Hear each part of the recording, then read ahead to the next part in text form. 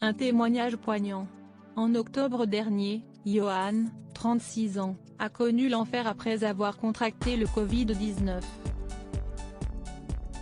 Très atteint psychologiquement, le père de deux petites filles, Zoé et Manon, a accepté de raconter son parcours dans Touche pas à mon poste.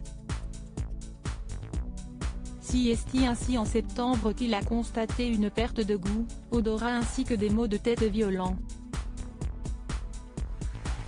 Je décide d'aller faire un test et 4 jours après, il ressort négatif.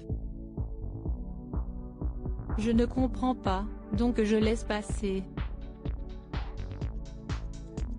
Les symptômes disparaissent au bout d'une dizaine de jours et ça, c'est la première étape, a-t-il commencé.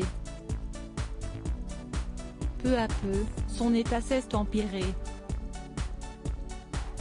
Johan a expliqué, fin octobre, je commence à avoir des maux de tête violents, je monte en fièvre pendant 3 jours et je vais faire un second test qui ressort positif.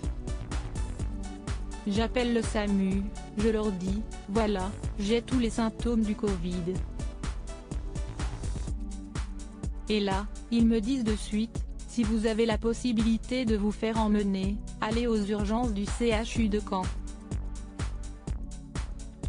Donc, là, j'y vais et puis voilà, c'est le début d'une belle descente quoi. Installé dans une chambre, Johan a été rassuré par un autre patient avant de déchanter rapidement. Je vois un monsieur un petit peu plus vieux que moi, 42 ans, lui est là depuis une semaine.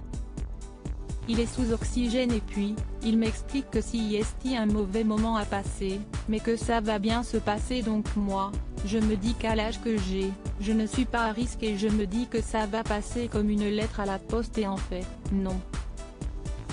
Placé sous oxygène, le père de famille a tout de suite eu conscience de ce qu'il se passait.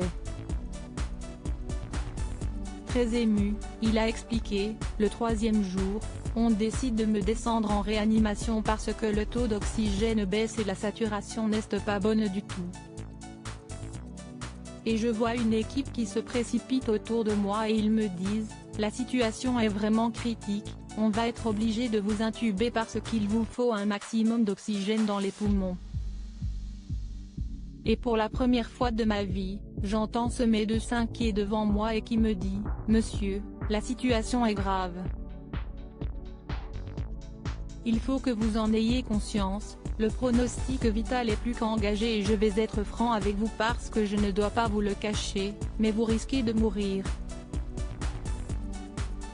Considérez que c'est la fin Emily, l'épouse de Johan a eu extrêmement peur de perdre son mari. Alors que le médecin lui avait fait part de ses inquiétudes, elle n'avait pas le droit de voir Johan. Ce dernier a continué, au moment où il me dit ça, là, je prends conscience que tout est terminé.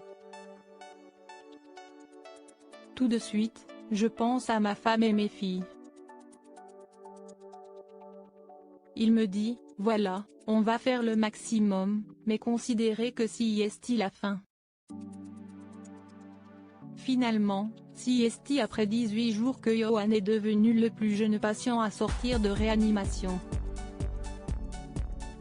Alors qu'il a vu la mort de près, il a ajouté, il faut savoir qu'au moment où il m'intube ça va très vite. Et pour le coup, ce qui est assez cruel, c'est que je m'endors en pleurant.